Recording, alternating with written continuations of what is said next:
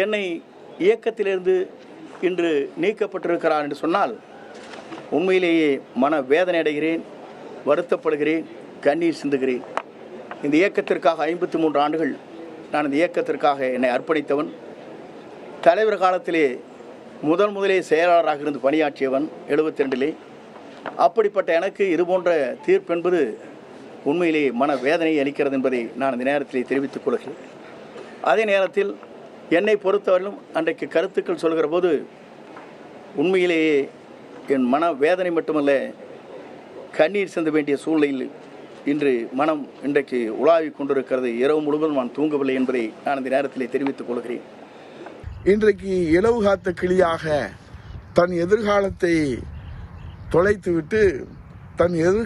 தொலைத்துவிட்டு தூக்கம் வரவில்லை, கண்ணீர் வடிக்கிறேன் என்று இன்றைக்கு பேட்டியிலே அவர் சொல்லியிருக்கிறார். முதலிலே சொன்னார் நடவடிக்கை எடுத்தால் மகிழ்ச்சி என்று. இப்போது சொல்லுகிறார் தூக்கத்தை தொலைத்துவிட்டு கண்ணீர் வடிக்கிறேன் என்று சொல்லுகிறார். ஆகவே அனுதாபத்தை தேட முயற்சிப்பதோடு தன்னுடைய அரசியல் பயணம் கேள்விக்குறியாகியுள்ளதோ என்கிற கவலை அவரிடத்திலே ஏற்பட்டிருக்கிறது.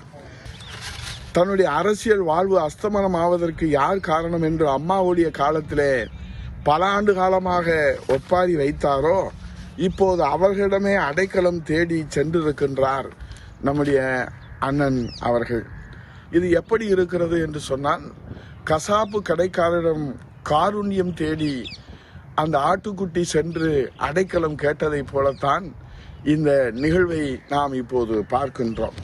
அடுத்த கட்ட நடவடிக்கை, முதலில் என்னுடைய உறுப்பினர் பதவியை விதியின் அடிப்படையில் இல்லாமல் சர்வாதிகார போக்காக நீக்கப்பட்டிருக்கு நாங்கள் விளக்கம் கேட்க இருக்கிறோம்.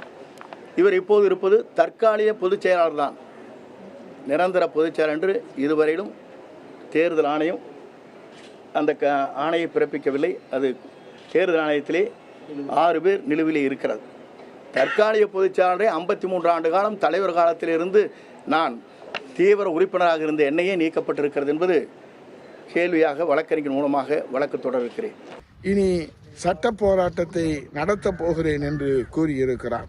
இனி நீங்கள் உங்களை காப்பாற்றிக் கொள்ள உங்கள் அரசியல் பயணத்திற்காக நீங்கள் எத்தனை போராட்டங்களை நடத்தினாலும் அத்தனையும் சுயநலத்திற்கான அடையாளமாக அமையுமே தவிர இனி தங்களின் பொது வாழ்க்கையிலே பொதுநலம் என்பது கேள்விக்குறியாகி உள்ளது.